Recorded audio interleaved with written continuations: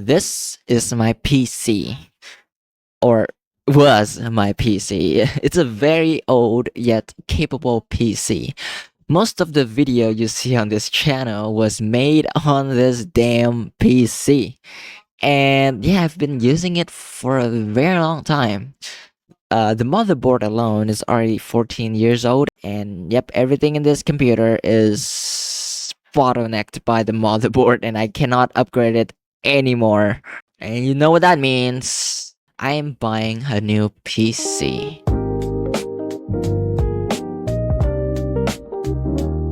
Let's first talk about the money that I've spent on this PC, okay? My initial budget was around $650. This PC costed me around 570 USD, which converts to my country currency, which is 15 million Vietnam Dong, or VND for short. All of this cost did not cover the GPU because I'm still using my old GPU, which is the GTX 1050 Ti, and I will talk more about it later. And yes, I'm planning on saving up money to buy the new GPU. Of course, I cannot just use the GTX 1050 because it's a relatively old card and it can barely handle most of the modern game properly. So anyway, let's go through all of the parts of my new PC, and also let's try to compare them to my old one.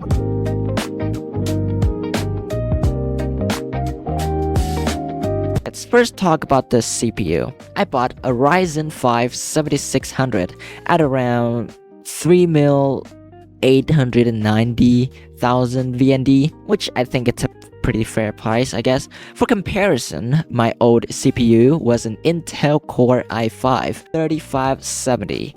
Yep, a 3rd gen Intel CPU. And I mean, it's alright, like, it has like 4 cores, 8 threads, 3.8 GHz turbo boost, which is nice, but comparing it to my Ryzen 5 7600s, 6 cores, 12 threads, 5.1 GHz turbo boost, yeah, it's an upgrade, alright? And I bought the old CPU around the COVID-19 pandemic, which was, I don't know, 6 to 7 years already, which is a pretty long time ago already, but still, I mean, yeah. Since my CPU is an AM5 CPU, I, of course, have to get myself an AM5 motherboard as well. This is the MSI B650M Gaming Plus Wi-Fi. The reason why I bought this motherboard over the others is because I like the I/O. Like, come on, who wouldn't want a good amount of USB ports, right? Comparing this to my old motherboard, which was, I forgot the model name, but it was a DDR3 Mobo with CPU supports up to Intel 3rd gen. And that's all I know about it. And this new motherboard costed me the same price as the CPU, which was $147. And jumping from DDR3 to DDR5, it's a big ass jump. And because my motherboard is running on a DDR5 platform, I, of course, have to get myself a DDR5 RAM and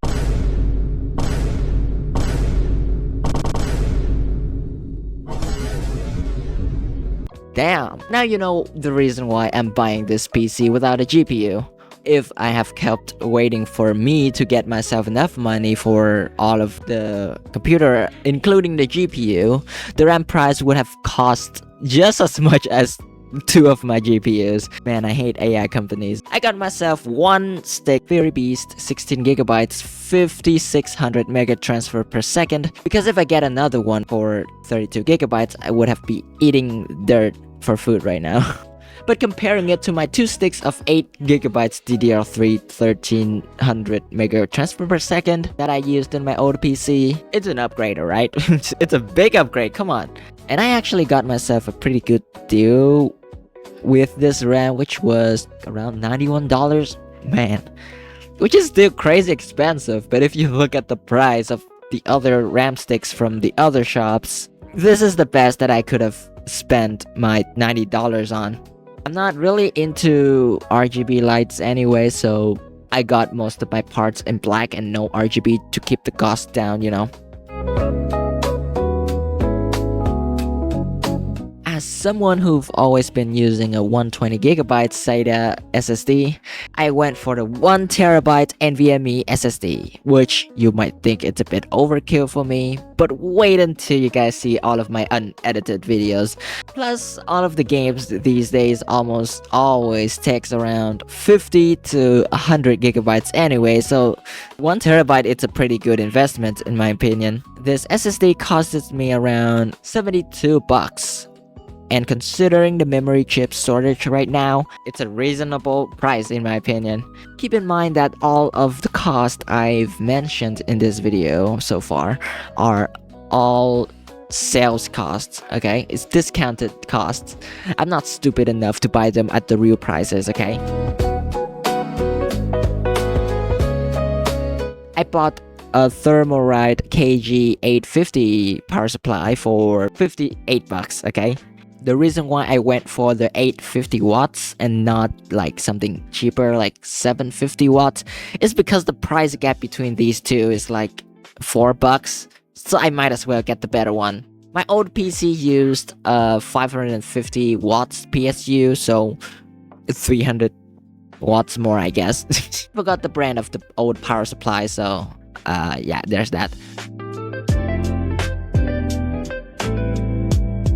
Remember how I said I didn't want any RGB light in my build and I wanted to keep the cost down? Yeah, I lied. I bought a Jonsbo CR3000E with ARGB and the only reason why I bought the ARGB version is because it was on sale, alright? It was on sale. If the non-RGB one was also on sale, I would have also got it myself. Anyhow, my old PC used an Intel stock CPU cooler, which is almost nothing compared to this Twin Towers cooler. Look at that. Compared to this, yeah. I got the cooler for like $20, which is a very nice price for a freaking Twin Towers. I'm buying this case, the Kenoo Sports. It looks very odd, I know, but I figured that if I didn't turn on the rainbow mode for my fans, it wouldn't look as bad, but hey, what can I say? It's a case, come on. I also got the amount of fans that the case can hold, which was like 7 fans. I bought these Xigmatek fans along with a hub so I can connect them together. And yeah, it's not the quietest fan ever, but I wear headphones most of the time anyway, so there's that. And I tend to like to have like a little bit of white noise as well, so I guess the fan noise isn't that bad. Some people might not like it. Doesn't really bothers me that much. So all of the case and the fans in total costed me around $34, which is freaking cheap because everything is because most of these parts that I bought is mostly Chinese. That's why it's so cheap. Like I mentioned earlier, I'll be using my old GPU, which was the GTX 1050 Ti 4GB. I got this GPU since the COVID-19 time as well, same with the CPU, and I've been using it ever since. And I've used that card to make most of the videos you see on this channel, so yeah, it's a very capable card. I'll be continue to work to get myself an upgrade, which I'm planning on getting the RTX 5060 Ti 16GB version. Currently cost around $490 to $500, or maybe a little bit cheaper, who knows, I can't remember. Everything is very bad right now, right? I'm building a PC at the worst possible time. So that's all of the components I bought for my new PC, and once again, I want to thank everyone for your reports all this time, because without you guys, I wouldn't have been able to get my hand on this. So thank you very much. Hope you guys continue to support me. Now that everything is here, let's assemble it, right? One of my friend wanted to help me because he didn't get to build a PC himself, so he wanted to have some of the building experience, so he offered some help. So yeah, he'll be joining this PC building sessions as well.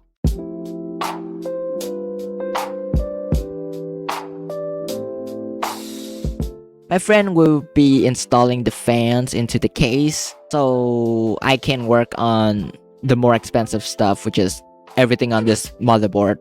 And boy, do I need to be careful because one mistake could cost me either the CPU or the motherboard, or both. After installing the CPU, everything is less scary now. You don't know how shaky I was. Anyhow, it's time to install the RAM sticks. Or stick. There's only one of them. And compared to how I usually install the RAM on my old PC, this required a little bit too much more pressure than I was initially thought. And since my RAM costs like crazy, I was kind of scared of applying too much pressure and end up breaking it. But eventually I got it in, which is kind of cool. Next is the cooler, and after reading some manuals, I've installed the cooler's frame and gave the CPU some thermal pastes. Then me and my friend lowered the cooler down to the CPU, like it's some kind of ship going down to the sea or something, man.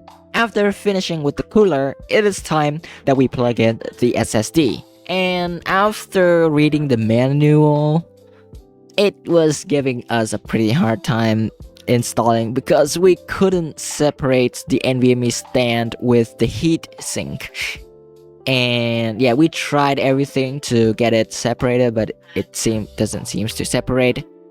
Even though the manual said it should separate or not. Yeah, I don't really know. We didn't know if it was supposed to be that way or not, but we got it in eventually. We just installed the NVMe onto the heatsink itself and then plug it in with the heatsink on, which is kind of weird, but yeah, anyway, it got in eventually, but still kind of weird. We made sure the case was arc clear and all of the motherboard stand was installed in properly so we don't damage the motherboard. And after all of that, it is time for us to put in the motherboard. Since my friend have already installed all of the fans, the space that was left for the motherboard to squeeze in was a little tight. So me and my friend had to do some maneuvering here and there just to get it in properly, and yeah, we got it in. Nice. After carefully screwing in the motherboard onto the case with my tiny hands, we managed to screw all of them in without leaving any screw holes unscrewed because some of them are in very tight space. Good thing I have a little hand. We then pulled out the power supply and started plugging all of the cables I needed since this is a modular power supply, so we of course needed the power for the CPU, the motherboard, and the SATA for the LED lights, and my old SATA drives for reason I will tell you later. I started by plugging in the motherboard, and boy was it hard. It was very tight, guys. That's what she said. I was kind of confused on why my motherboard has two plugs for the CPU because my old PC only has one 2x2 pin plug connector, while this motherboard has like two 4x2 or 2x4 pins plug.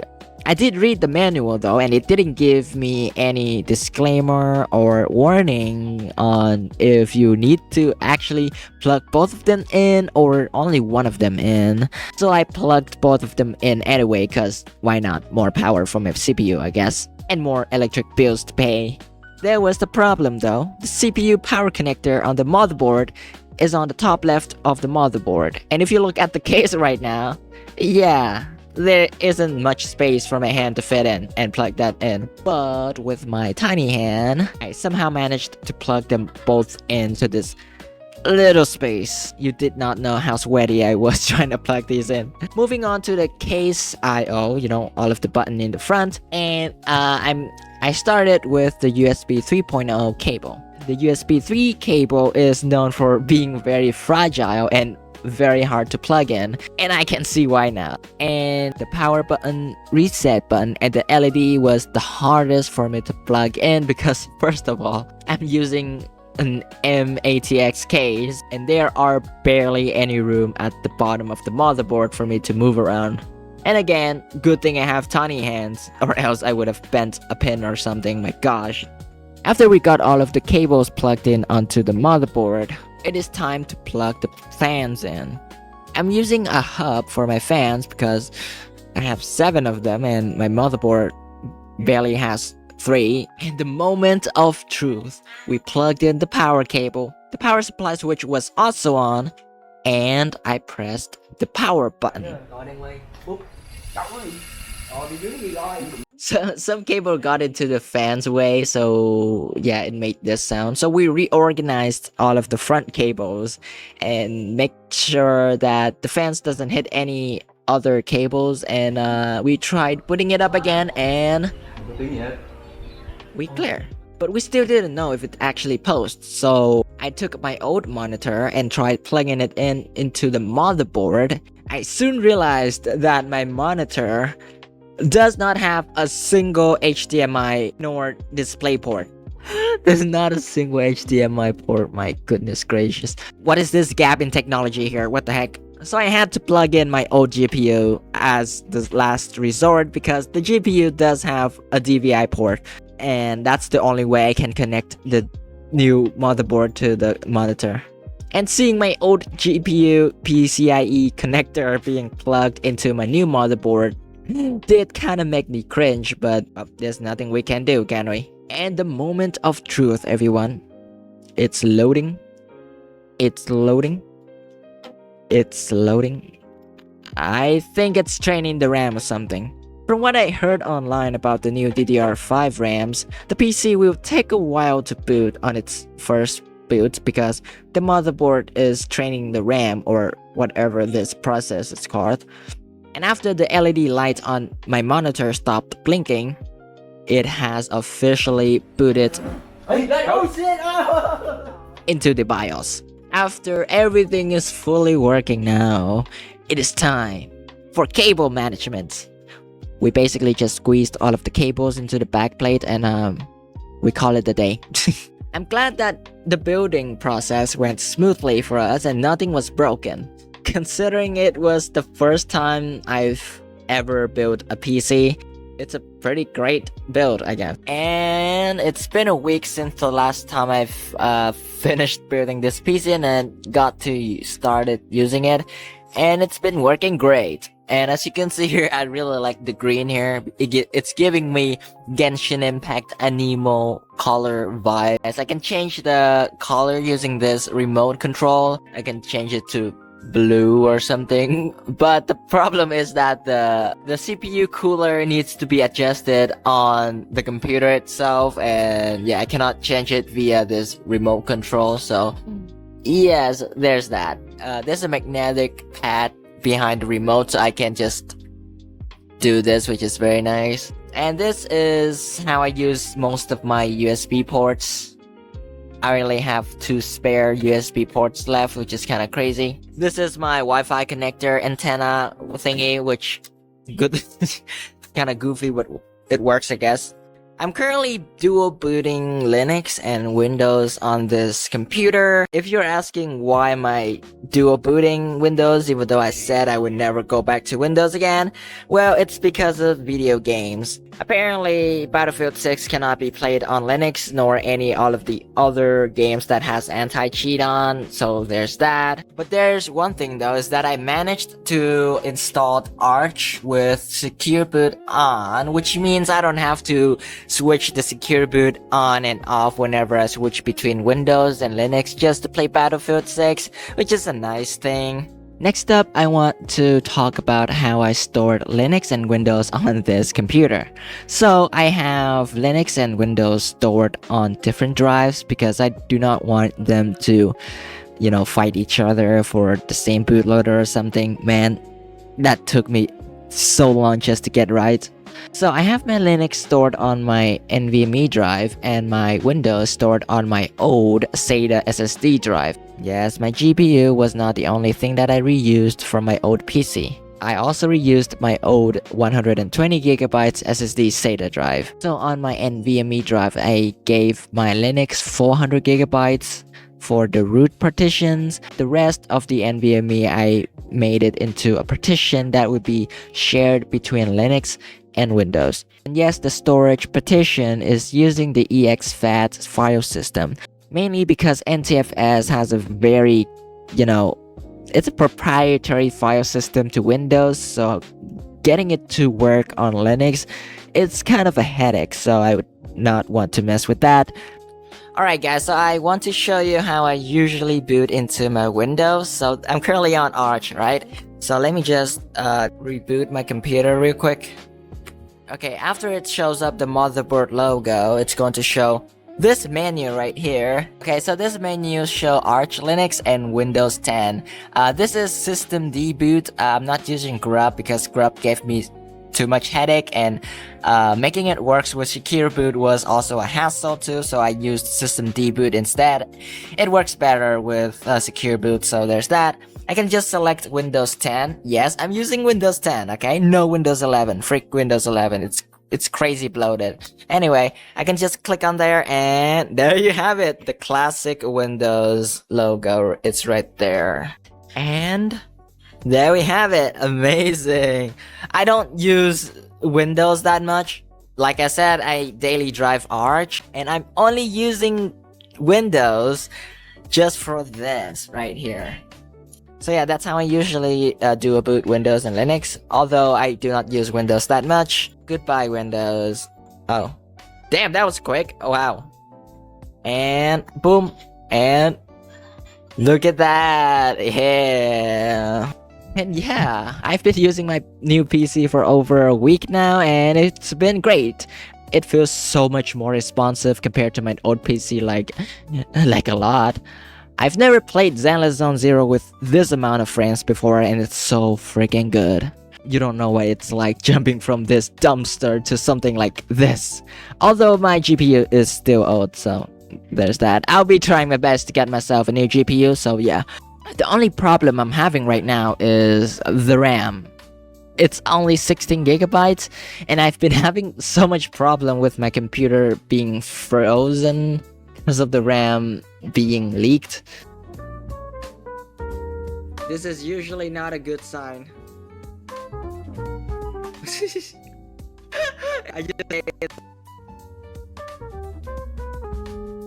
more specific scenario of it frozen is when I was streaming myself using Krita to draw, and also having Zenless Zone Zero running with also Zen browser being used with a few tabs open.